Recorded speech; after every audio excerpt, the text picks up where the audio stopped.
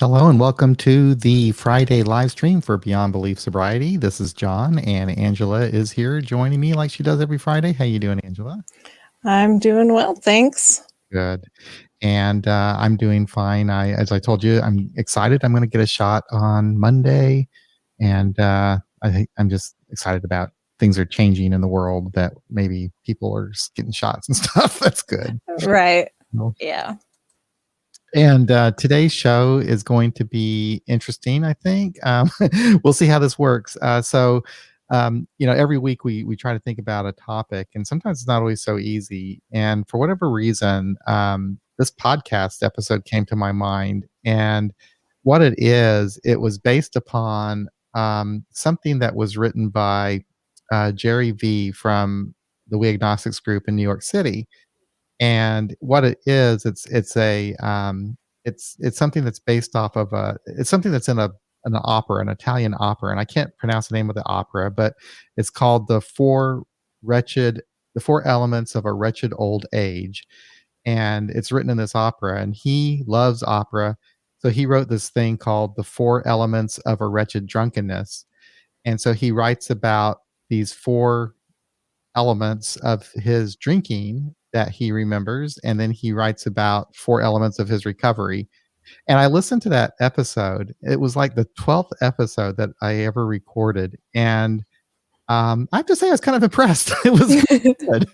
I was amazed that after 12 shows in that it could be that good. But he was a great guest, and it was kind of interesting to listen to his a little bit of his story through this thing that he wrote. So, Angela, I thought what I might do is just read what he wrote, and then we can use that as a topic.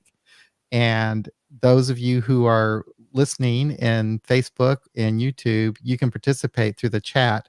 I have our phone off right now, but I might try to call in and get the phone set up too. So we can take callers as well.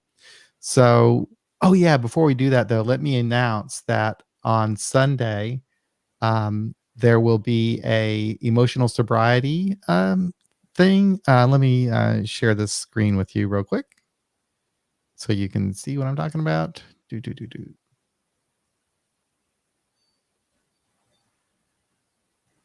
So there you go.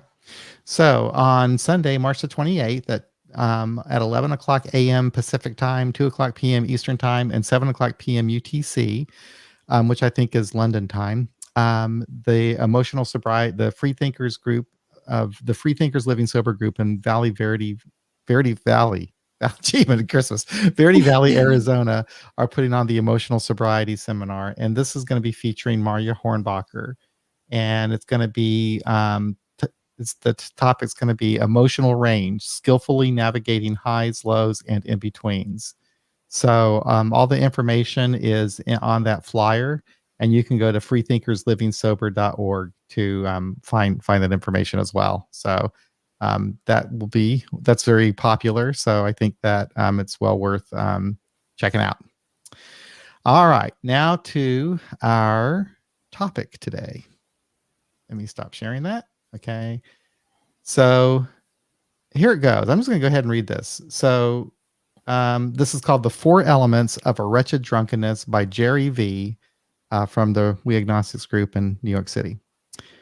Four elements of a wretched drunkenness: envy of the happiness of others, self-loathing, weariness of the soul, ailing senses. As part of my recovery, I remind myself of where I was when I hit bottom. I try not to dwell on it. Happy thoughts are so much better. But lest I forget, I find it useful to think about these four elements and how they were all major states of mind and body in my drunkenness. Envy of the happiness of others. It was so easy to wish myself out of my body and soul into another person who was richer, younger, and had so many friends, who had a life of balance and pleasure and interest. Self-loathing. This is a constant for any and all drunks.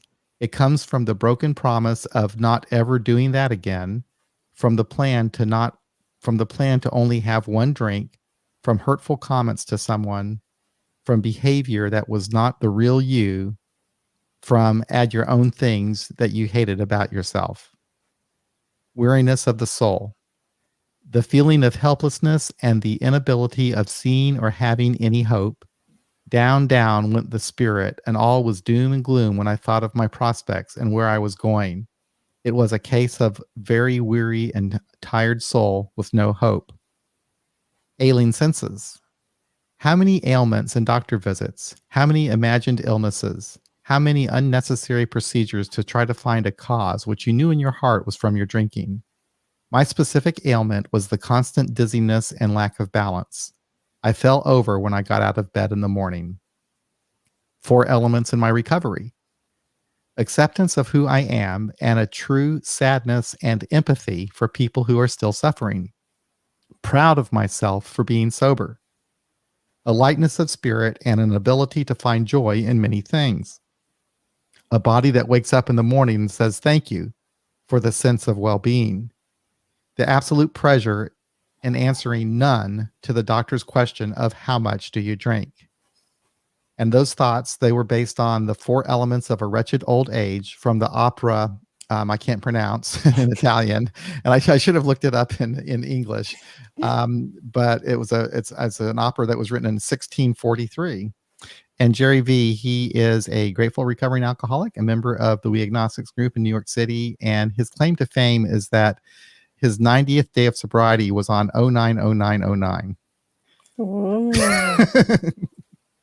So, what do you think of that, Angela? What do you think of? That's nice. Well, I'm impressed particularly with that last part. I mean, I was excited the other day when our meeting was on 323 and we had 23 people in it. Cool. Yeah. Then somebody left and I was a little resentful. But yeah. Yeah, so I hadn't heard this before. So when you posted it, I checked it out and listened to the podcast, and it was interesting. So the 4 elements of a wretched drunkenness, the envy of the happiness of others. I had to think about that a little bit because sometimes I transpose envy and jealousy, and so envy I think is a bit more accurate. It's more of the, I guess, one definition was the feeling of discontent or resentful longing aroused by someone else's possessions or qualities or luck, whereas jealousy is unpleasant suspicion or apprehension or rivalship. And and so envy would definitely be much more of the feeling that I had, because I don't think I was jealous of people as in I didn't think that they had stuff that I should have and that they shouldn't have it.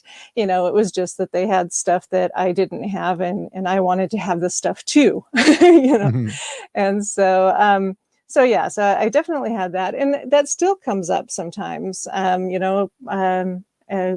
I think a week ago, I don't know if I mentioned it here or in a meeting, that my niece was going to see a neuropsychologist, and the person is somebody that I went to high school with. So I was feeling, kind of, there were some feelings of envy there that, that this person had achieved this. And then, where am I, on the scale of, that kind of stuff. And, as if, I should be differently, or, it should just be different. And so I had to look at that again, like, why did suddenly, my self-esteem seem to drop just by hearing this?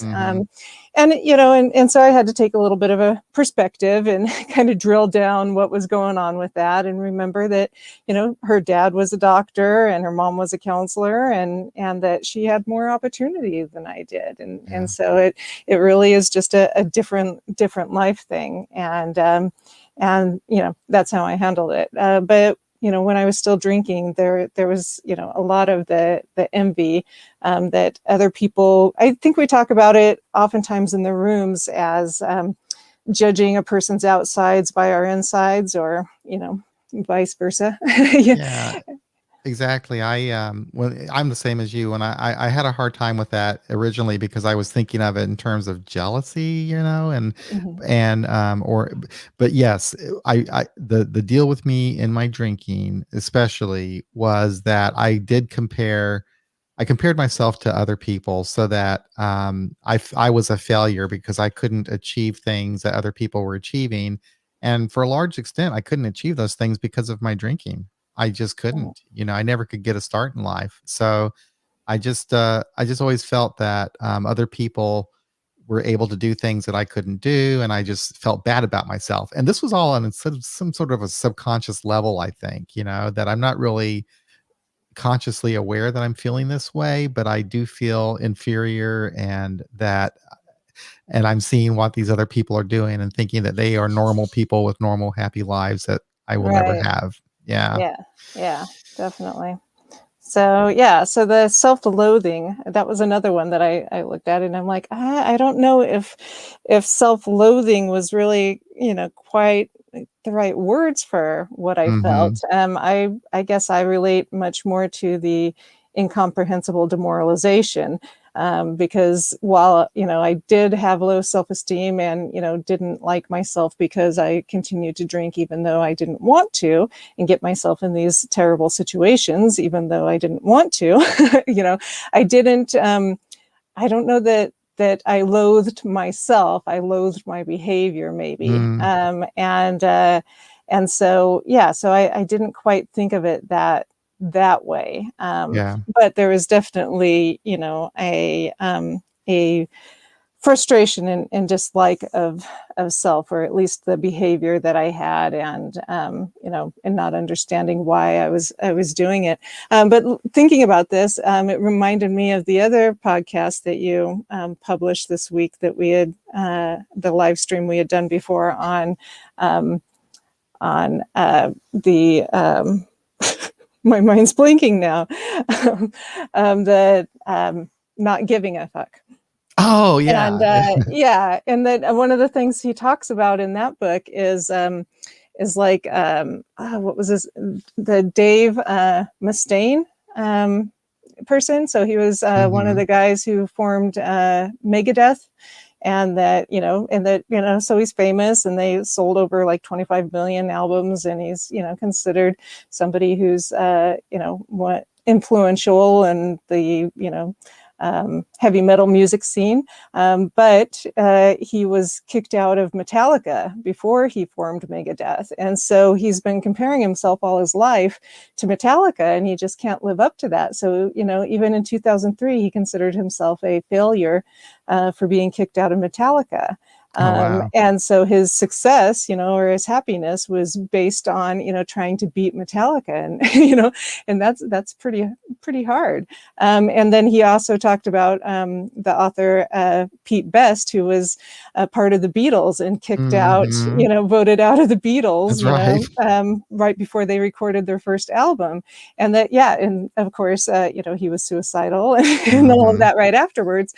But he did an interview in 1994, I think, and said that he didn't regret it anymore. That he met a wonderful woman and had got married and had a family, and was able to be there for his family, and present, and a good father, and that, yeah, he no longer felt that way, or he would rather be a responsible father and partner, and so he's had a great life Yeah. rather than chasing money and fame and stuff. And so it's kind of the changing of perspective of your values and principles, Mhm.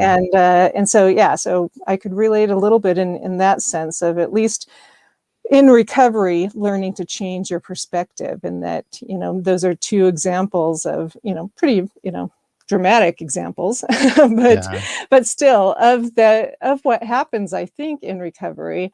And it goes a little bit with, the way Vic had changed this, to, instead of self-loathing to proud, and Yeah. all that stuff. So Yeah. I think that I could relate to what he wrote about, feeling terrible that once again I ended up getting drunk and spending all my money and all that kind of stuff, that kind of self-loathing. But Mhm. as you and Jackie mentioned, this stuff hasn't entirely gone away when I stopped drinking. These are still Mhm. problems, that you deal with, but I guess that we have the ability now to deal with them a little bit differently, or at least be aware of them, after Right. some time goes by, at least anyway. So I can still do this. I can still have some bad feelings about myself. Mhm. But at that time, it was prior to getting sober. It was. I remember feeling intensely. It was really weird, Angela. I felt bad about my drinking. um, I was because I would have these little blackouts or Mhm. periodic brownouts and so forth, and then I would the next day show up with all the normal people in the room, and I was intensely paranoid that one of them or more of them saw me the night before, and they might have Mhm. known what was going on, and I didn't know what was going on. It was just kind of a weird thing. I just always Right. had this intense feeling of guilt about my drinking, and it's so. And the thing is, though, I couldn't at that time even verbalize it or even know that that's what was going on. Right. I had no sense of awareness of what I was feeling or doing or thinking at that time. But now, of course, I will still feel this. If I'm not, it's all from all kinds of things. A lot of my stuff is work related because I spend a lot of my time at work, and so a lot of the negative stuff that comes up, my with the so-called character defects, or if I can find a better character, my bad character traits, they come into play at work more than any place else, because that's where I feel the stress and the pressure and interacting with all kinds of different people. So that's where this kind of stuff comes up. But anyway, yeah, pretty interesting. I'll let you carry on with your the next one. Okay. I'm gonna try Well, to turn the phone on real quick too to get the soup so we can get some calls in if anybody wants to call. So I'm gonna see if I can do this without um, everybody hearing it. I think I can. okay. Okay, Well, go we'll ahead. see. So, Yes. Weariness of the Soul, I think was the next one, he had on there, mentioning, sadness, depression. Um, for me, Um, I don't know again if I would phrase it in the same way. I get, what they're talking about. I think it's more of the hopelessness, and and yeah, the feeling like it's just never going to end. Hmm. That there's no way forward, or that sometimes that you've tried all the ways forward, which you haven't, but it's just that feeling, and the frustration and such. And I do recall that. I mean, I was suicidal, so I think that depression plays into there, but. But yeah, again, I argue about soul and just Yeah, the yeah, different verbiage. It's sometimes yeah, hard for me to change around into yeah, something that makes a little bit more sense to me. But if you go with depression, and frustration and sadness, then yes, yeah, I recall all of those things, and yeah, and just the not being able to understand why I couldn't change that, why it was so difficult for me to change a behavior. hmm, yeah. The inability of seeing or having any hope. Down went the spirit, and all was doom and gloom. When I thought of my prospects and where I was going, it was a case of a very weary and tired soul with no hope. Yeah, I'm with you. Those words, soul and stuff like that, I have to kind of define, but the feeling for sure, I can relate to having that doom and gloom that Right. things are not going to get better. But again, that's that's like bottoming out, I guess, in step one or whatever. Um, but I think I've had probably some of this going on the last couple of months. I'm pulling out of it now, Angela, but Mhm. there's no doubt about it. I was depressed for quite a while, and I think it had a lot to Yeah. do with just the isolation that we all experience because of the environment, and things going on in the world and whatever. But I just really Mhm. was in a deep funk for a couple of months, and I just feel myself coming out of it. And I might not really completely understand what that was all about. I may never know, but these are things that still happen. Mhm. Fortunately, though, the difference is that I didn't have to drink. I didn't drink to change the way I felt, and that was my behavior when I was drinking as a problem drinker. Is that I drank to change the way I felt, and again, it wasn't on a conscious level that I did this, but from the very beginning of my experience with alcohol, I used it as a sort of medicine to change the way I felt. And Mhm. now I don't. And that's the toughest part about sobriety, and especially in the beginning, is you do have to sit with these really uncomfortable feelings. At least I did, uh, and learn how to get through them without trying to alter yourself in some way. Right.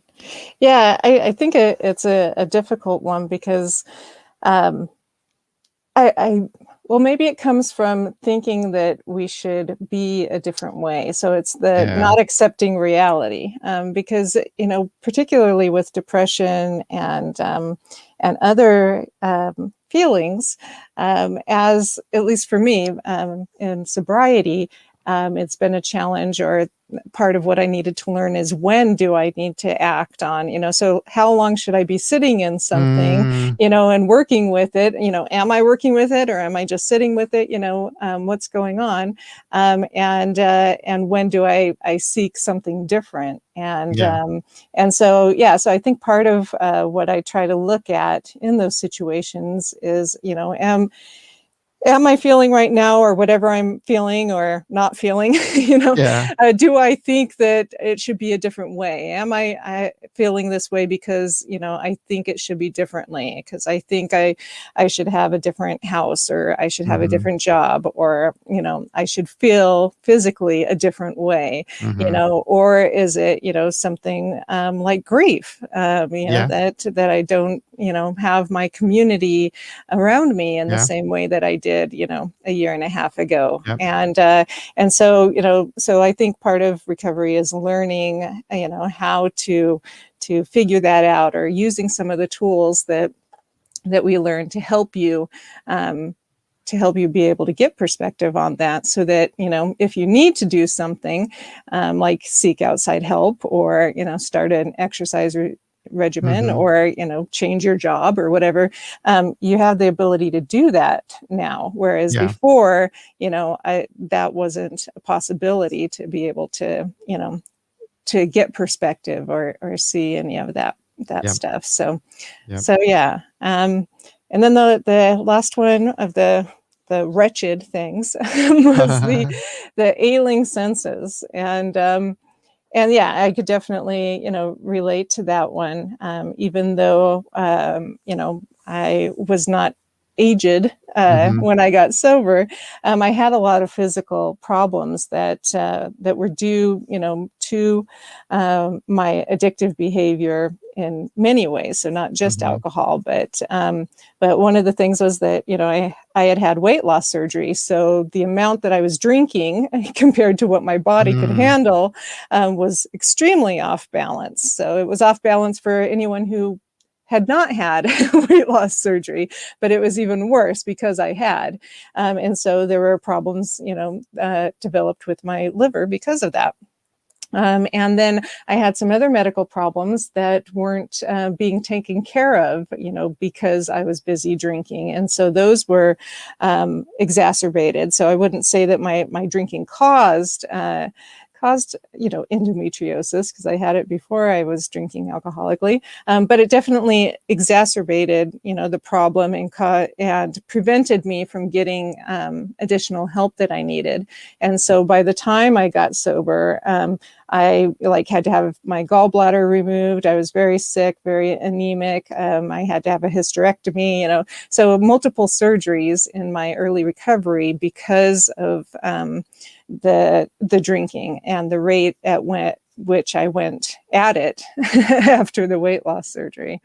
So I could relate to that a lot. I'm definitely physically much healthier in recovery than I was when I was drinking. I have been at times. So yeah, I like you. I was younger when I was drinking. I was in my 20s, and so I don't know if I had drank long enough or hard enough to get to the point where my body was kind of breaking down from the alcohol itself. But I was sick a lot, and for me it was those awful days where I was sick and hungry and couldn't do anything about it. Those kinds of Mm, feelings, and just the ailing, the senses of just not really being there in the world and being able to enjoy the simple things in life. That's one mhm, thing I recognized early on when I was sober, was that simple things that I had forgot about, like just reading the damn newspaper on a Sunday morning, was something I'll never forget. I was doing that one day. So, wow, this is so nice. I can't remember how long it's been since I've done that, little things, yeah, yeah, for me, it was like the hangovers got so yes, bad. I they was got so bad. so desperately sick that Yep. I couldn't do anything for a Yep. day or 2, and Same. so, yeah, so the first time, I got, physically, sick, like, the flu, Oh, after I yeah. got sober, Weird, it isn't was it? just so I weird. It was know. like, "Oh my gosh," I used to feel like this, Isn't that almost something? every I know, I day. Yeah. know, I know. I thought the same thing. I thought the same thing, and I hardly ever throw up like anymore, but that used Mhm. to be like a constant regular thing, you know? Right. Isn't that weird? Yeah, Yeah, yeah. I know. So, yeah, that's the kind of sickness that I had at the time. I'm sure that there were things that were going on inside my body that I wasn't really aware of, but, yeah, that for sure. Yeah. So shall we move on to the 4 elements in recovery? Sure, why don't you start? Okay. So the 4 elements of recovery, and these are actually kind of short. So, but acceptance of who I am and a true sadness and empathy for people who are still suffering. Acceptance of who I am. Well, first of all, I guess that, before I could even begin to get into recovery, there was I had to accept, my situation. That's the first step, is accepting that for sure I need help. I can't drink, and that true sadness and empathy for others, that came shortly after I was in the program.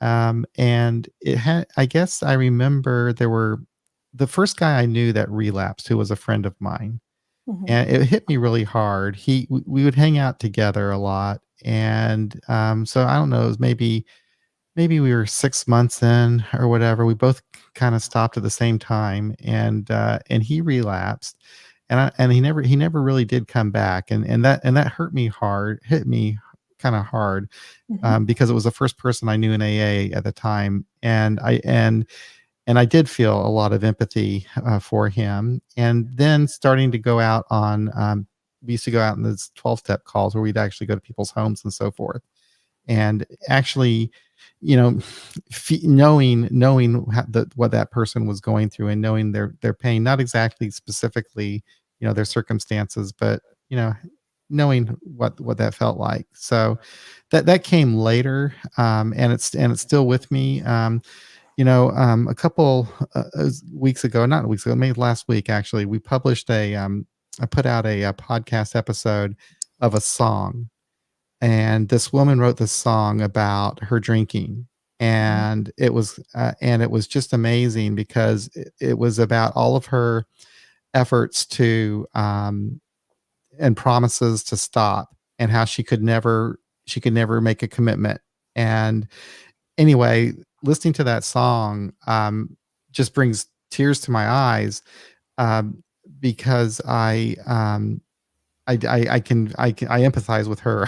I know exactly where she's coming from, and it puts me back in that place. So I do feel that now, but that did come for me in recovery, I think. That's where I'm coming in with that, Angela. What do you think? yeah, I was listening to the podcast, and one of the things he mentioned on this one was the not wishing to be someone, else Oh or yeah. something else too, and that was something I, could relate to, and the acceptance of who I am, yeah, that's one of the things that is, always an ongoing project. Mhm. But but really, it's something that I think is pretty core to me most of the time. Because when I meet people that didn't know me when I was drinking, they don't know what I was like then, and they have a hard time imagining me Yeah. as a drunk. Once they really get to know me, then they understand why I drank. But for casual friendships or acquaintances and stuff, yeah, they don't get it, and so it's. I think the acceptance part of it is yeah, being okay, or knowing that I am who I am because of what I've been through, and Mhm. because I drank alcoholically, and not thinking or wishing that my life had taken a different direction. And like I said, I experienced something just a little while ago, but it was only a momentary thing, maybe an hour that I sat and thought about that. But in general, I really am okay with who I am, and how I became this way, and have gratitude for where I'm at in life. And I guess that kind of goes into the proud of myself for Mhm. being sober. Mhm. I do think that's something that's a little bit different in the secular community than it is in the traditional community, because sometimes it seems that being proud of being sober can be looked down upon or thought as selfish, Mhm. within the traditional community. Not always, but Yeah, sometimes. right. It's generally heard in when somebody says, well, I didn't do this, God did this. And Right. it's like, well, you're the one that didn't put the drink in your mouth. So Mhm. I would say that yeah, it goes to you. But anyway, so the proud of being sober, given my family history, and everything that I've been through, I should, by all statistical or psychological um, paradigms, be a homicidal psychopath, and that's where it would have indicated I would go to, and now I'm only one of those things. Mhm. So no, I'm just kidding. I've been tested. I'm neither at the moment. Anyway, and so yeah, so I am proud of myself for being sober because of that. Yeah. Um, but again, it's kind of an interesting line, because it's difficult to think about the people, and have empathy for people who are still struggling and not able to get sober, and be proud of myself for being sober, but not in a way that seems to indicate that I am better than those who can't, because I know Mhm. that it's a struggle, and so yeah, so that's where I'm going at from that. What about you? I agree. Having pride in my recovery or other aspects of my life is kind of a sign of self-esteem. But I also had trouble with this at my original group. It was my sponsors probably primarily, but there was a huge emphasis on humility, and it was like almost like I always felt like it was like a bad thing to ever say that I was proud of anything. They even talk about pride in some of our literature as being something to watch out for. So yeah, for a long time that was something that I wouldn't look at, but I can say now honestly that I am proud of what I've been able to do. And it's still hard to say that, Angela, to be honest with you. Sometimes I Yeah, think about things that I've been able to do, and and if I really stop and think about it, it's like, yeah, that was a great achievement that I was able to do that. And I still don't really feel comfortable sometimes acknowledging that or saying it out loud. But it is a sign of self-esteem to know that, I have been able to do something. Not that I'm so great and wonderful that I was able to do it on myself, but I was able to find the resources to help me, accomplish something in my life, and Right. just to be, I am a decent person, like you. Right. I could very well just have spent many decades in prison or something, if that's where I was headed. Is so yeah, there's a lot that I can look at to be proud of.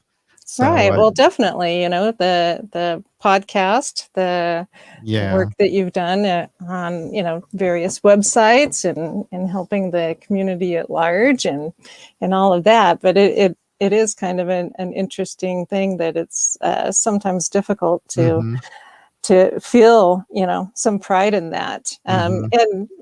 And I was thinking at one of the meetings I attended last week, one person was talking about like the third step, and part of my third step that I did with changing the prayer was to have it be an affirmation of, since I'm not the center of the universe, perhaps I can be helpful to others today, if I want to. But just the idea of self and how we talk about that and how oftentimes it's negative, Mhm. and that this person was talking about her sponsor saying, why would somebody be thinking about you? Why, that Mm. we're all, in the, trying to be helpful, Right. in the, you're feeling stressed out because of this, or you think this person thinks this of you or whatever, why do you think, everyone's thinking about you? And it just, made me laugh because a couple of weeks ago, Jackie mentioned or messaged me that she was in a meeting in Colorado and somebody said something about me. And so and so I had to laugh when this came up again, because it's Mhm. like, well, just because you're paranoid doesn't mean they're not talking Right, about you. right. But yeah, and so it's something of a, that I do have a little bit of pride Mhm. in that I've been able to, translate some of the language in AA in a way that helps people, and so Right. I have contributed, to the world Mhm. in a, a significant way, Very much and so. yeah, and that's something that I think I should feel proud Mhm. about. Mhm. So anyway, yeah, that's the part of that. Yeah, Um, absolutely, and you did it early on too, which is what I think is so commendable, is that you never fell into the trap that I did of just kind of, conforming to what everybody was doing. You went right from the beginning, you were true to yourself, which I think is pretty amazing. That's something to be proud of. oh, thanks.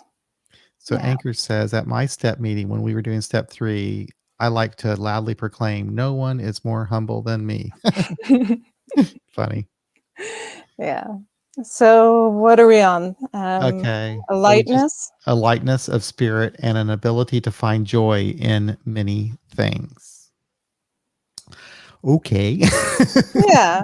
Well, I think that's there. I think it's a key, to what I think draws people to AA. And recovery, the way that we talk in Yeah, meetings, true. oftentimes, we can laugh at Yeah. some of these, horrible stories. We do, most of us develop the ability to get some perspective and to enjoy some of the smaller things in life. We most of the time can pause and look at, the flowers outside, or Mhm. the trees, blooming, or just little things like that, and take a moment. We can go back to beginner's mind, or a child's mind. That's one of the things I've been thinking about lately, because children are on a different level, literally, because they're smaller than us. And so they see the world in a different place, and so Right. sometimes I try to stop and look at things and consider how it might look to a smaller person, Mhm. and what they might see that I just walk past and am too automatic to see. And kind of like, did you ever go back to like your grade school or anything as an adult? No, because that would have been in the Netherlands. Oh, yeah, so that would be kinda difficult. Yeah, I moved Well, around so much as a it's kid. on a to-do list. Yeah, Yeah, it no, would be cool though to go back to my high school. yeah, I never did that. By now, though, all the teachers that I had are probably deceased or something. It was a long time ago, but yeah. no, I have not. Mm. Well, I have, Mhm. and it was interesting to me because the proportions are different, like, I Oh, always thought yeah. that the classroom was bigger, and then I Yep. see, how much smaller it is, or Yep. that the gym was bigger. Everything just, seemed different, Mhm. or a playground that I went to as a kid, Yep. it just looks differently. Yep. And so, yeah, so I think that that all falls into a little bit of that, of the lightness of spirit, Mhm. and not all we don't always take things personally, and to be able to gain that perspective, um, you know.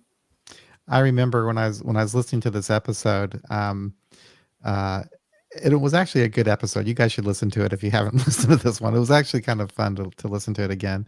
But the thing that I mentioned to him, and I miss her right now, was my wife Susan, because I've really been the happiest, I think, since we've been married, and that's been since 2006. And the thing about her and me is that we're both really introverted people, but together we have a lot of fun, and Mhm, we're always laughing and joking, and there's just a lightness about us here in our life. And I think that was the very first thing I thought about when this came up. But that did begin with me, I guess. As I started having relationships with people in the program, and there was more laughter and lightness in my life. Things weren't so dark and heavy and dreary. So mhm, so it was like you know it was like a process over time that I could have that. And that's not to say that that it's always that way, but right, I have that lightness in my life today, and I'm very glad that I do. It's really important to me. And when Susan's been gone, she's been gone for like a month taking care of her father, and she's going to be back tomorrow. And I'm just so glad that she's going to come back, because it's just it's not easy to not have her around. I just miss her. yeah, So, um, yeah. yeah, so it'll be nice to have her back. And the pup dog, the Bonnie, the dog, is going to really be happy too. I So bet, yeah, I yeah, bet. yeah. But yeah, that just kind of came to my mind when I was listening to that. I thought, oh yeah, how Oh, about that? yeah. Oh, yeah, I like my wife. That's great. Yeah, So, yeah. the next one is a body that wakes up in the morning and says, "Thank you," for a sense of well-being. Mhm. Oh no, Wow. Yeah, I know. We're not right both now. all like Anyway, we're like, not right now. yeah. Oh man, I'm working on that. yeah. So I yeah, guess we could say in the sense that we're not waking up with those horrible hangovers and being exactly. sick and throwing up and all that kind of stuff. But yeah, Yeah. I do recognize, and this has been a long time thing for me. In fact, when I was listening to that episode, which was recorded 5 years ago, I was talking about, yeah, I really need to go to the gym. Jesus Christ. And I still can say that, but yeah. But no, I mean, I do have a sense of well-being, I guess, in that, I can, every once in a while, I will wake up and do regular things during my day and realize that at one time that wasn't such an ordinary thing for me to be able to do Right. you Yeah. know Yeah. and that is really surprising, that after so many decades of not drinking, that I will still have the occasion where I will stop and recognize that I'm doing something that I couldn't do back in those days, from long ago. So, Right. that's, I guess that's something. But I need to work on this. I really need to. I really need to work on this. I need to work on the physical aspect of my recovery, and take care of myself physically. And Yeah. I'm kind of I have a goal, because there's I think we're going to have this conference in DC, and really like to be able to wear regular pants again when I go to the conference. Yeah. Yeah. So I yeah, I just haven't saying. thought that far ahead, but yeah. For me right now, I agree with you on the body that wakes up in the morning and says, thank you for a sense of well-being. Yeah, I think part of that can just be, that you have a good life now, or a better life than Mhm. when you did, and the not waking up with a hangover and stuff. Mhm. And that there's, stuff that I'm working on with that. I am a very active dreamer, Mm. and so I don't often wake up feeling well rested. I feel like I've been, solving world issues in my sleep and stuff. So I've been looking at different ways, that I can work on that. There's like what is it, yoga nidra, which is like Uh-huh. a deep rest, Mhm. non-sleep deep rest, and looking up magnesium threonate. Hmm. I heard on Dr. Huberman Lab podcast. It's my new favorite podcast.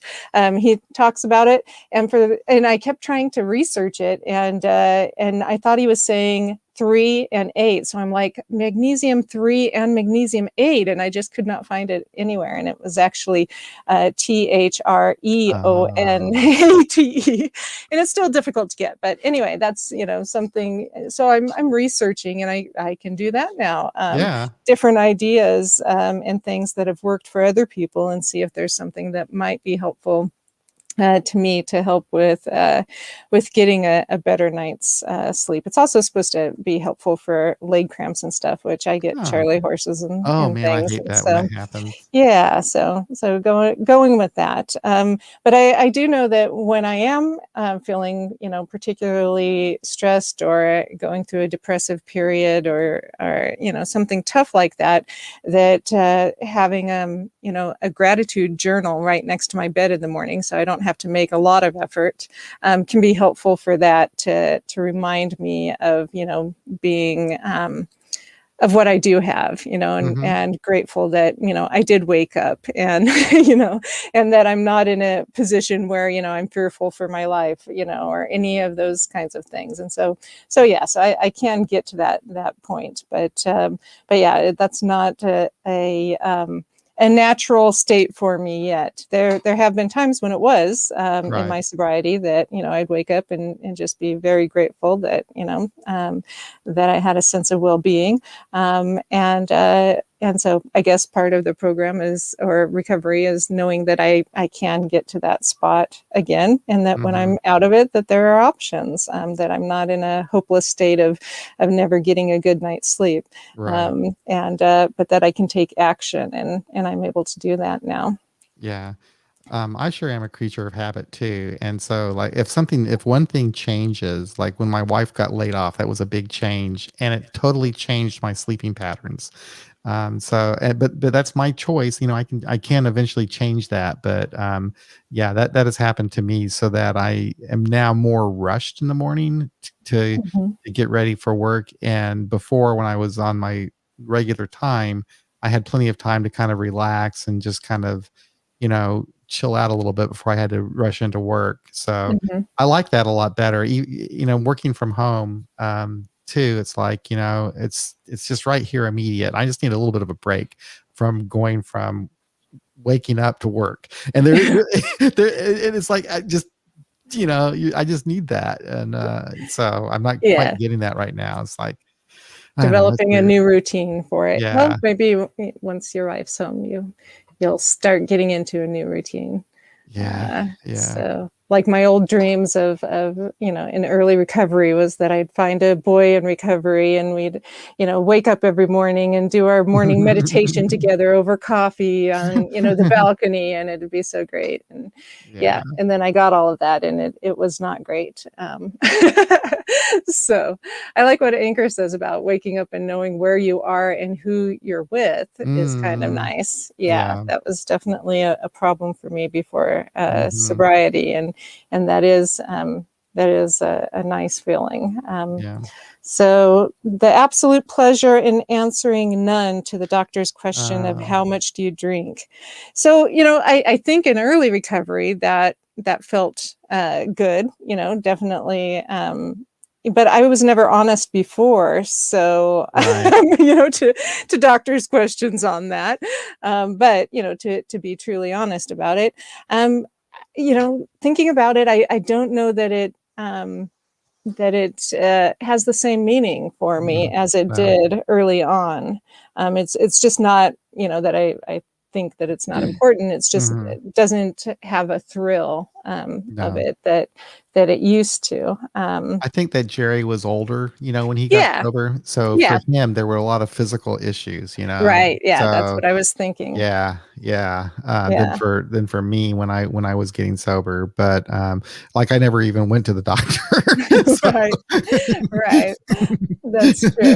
so but Yeah, I guess there is a certain amount of pride, I guess, that I mean, there's a good feeling of knowing that, yeah, yeah, I'm free of alcohol. I don't even think about wanting to drink anymore. It's not even, on my agenda right now, but I don't know. Yeah, that one was a little bit different for me too, simply because I wasn't a going to the doctor person, and I don't even know if my doctor even asked me that now. If they did, I probably just answered it and didn't even think about it. So, yay. um, Congratulations, Ginger. That's congratulations, awesome. Ginger. That is great. Yeah, 8 I months. I think for me, something that, well, I actually haven't been pulled over in a while either, but Oh, I yeah. think when I got pulled over after being sober for a couple of years, that was a thrill to, have you been drinking? And no, I have Yep. not, and been ready to pull out my coin and everything. They didn't ask for it, and they just wanted to give me a ticket for not having the light, one of my lights went out or something, and so I hadn't known it yet. And so, yeah, it's had nothing to do with Mhm. former behaviors, Mhm. but I was ready and looking forward to being able to tell them I wasn't drinking. Yeah.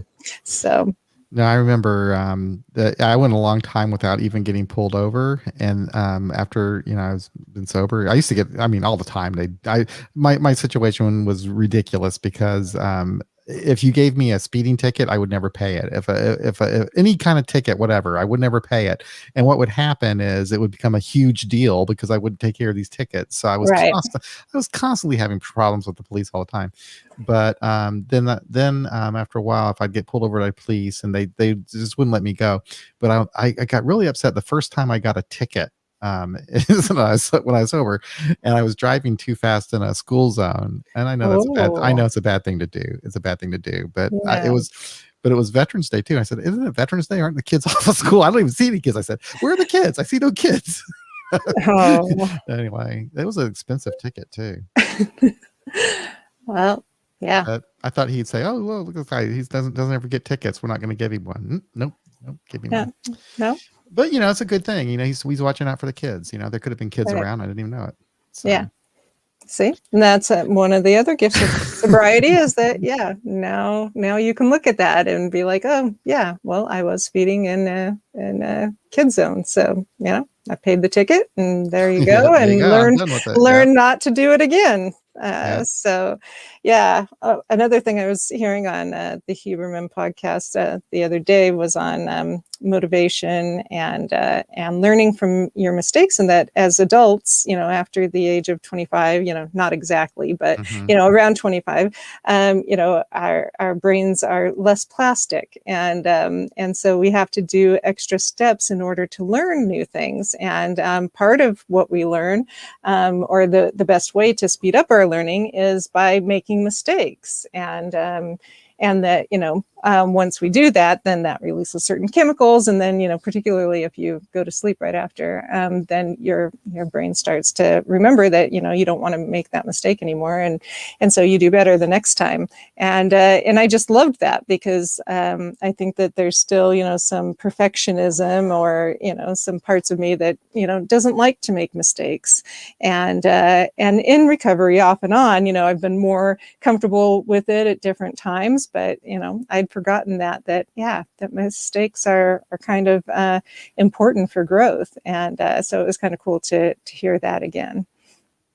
Yeah, it's kind of funny. We talking about work, but I was talking to my boss about that just the other day. He said, one of the problems that we have is we're afraid to let our employees make mistakes, and it's like, we just need to let go and let people, make mistakes and learn from them. And it's just a matter of trusting sometimes to that everything's going to be okay. It's okay to make mistakes, but that is kind of a learning thing, isn't it? If you're not allowed to make mistakes, Yeah. You know, you don't really learn. So mistakes are not a bad thing. You know, Right. Yeah. um, Well, I mean, I think that's how most of us got into recovery. Lots of exactly, mistakes, exactly. and a lot of people don't seem to either seek out counseling or seek out, you know, ways of growth unless something's happened that, you know, they want to correct. And so, yeah, Hmm. so mistakes are required for us to continue to grow, Yeah, and yeah, and so it was a nice little reminder about that. yeah. So I guess we're coming up to the end here. We got about 5 minutes left. You know, I never did turn on the phones, which is fine. But we'll do that next time. Again, that emotional sobriety seminar is on Sunday, and I will be working as a stagehand, I guess, behind the scenes. I don't really do Yeah. much, but I'm there anyway, kind of like moral support anyway. It's good Right. that I just at least get to listen to what's going on. Yeah, And the other ones have been great. I highly recommend checking it out if you haven't, because yeah, the other ones have been really worth the time yeah, of listening. I really enjoyed them. Got a lot of good information, and yeah. so highly recommend. And also, if you guys that are out there in YouTube land that are listening to this live stream, if you have not listened to the Until You Try episode 212, listen to that. That's the song I was talking about. So she wrote this beautiful song, and it's performed by her son. And I think that you'll like it. And even if you just skip to, if you don't want to listen to the whole podcast, it's episode anyway. I'm gonna go ahead and post it in there because I like that one so much. I'll check it out. I Yeah, wasn't aware of yeah. it. Just the song itself is just really amazing. So she just writes so well, and it's sung by her son. It's just really touching. So check that out. That was a really good episode. There's been some really good ones lately. I've been enjoying the podcast. I've done a lot of interviews here recently. I was on a podcast. I was on the Sober Pod podcast as a guest. They'll be posting that, I guess, sometime in the not too distant future. So, Nice. yeah, Yeah, maybe we can do one on songs. We can think yeah. of different songs of regarding sobriety or recovery. You know, And that's a really good idea. That's an excellent idea. We should do that. You want to do that for next week? sure, let's do Okay, that next good. week. We'll do So, that. okay, That's a everybody, really good idea. Yeah, think of songs regarding recovery, or you know, specifically sobriety, recovery, or just ones that maybe have been helpful to you in your recovery and sobriety, because sometimes the song may not have to do with it, but it has a meaning to you regarding yours. But yeah. yeah, that sounds like Definitely. fun. That's a really good idea because there are a couple songs I can think of right off the top of my head that are really good. And then and this one here I could play too, a little bit of it next time. So Yeah. that'd be really cool. All right. Okay. Well, shall we say goodbye at this point then? I can go ahead and play our music. I'm gonna play, I really like this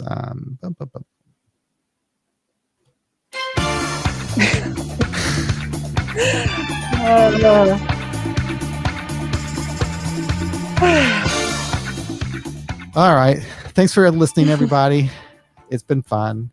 We'll be back again next Friday. We're going to talk about songs that have to do with recovery, drinking, drugging, whatever.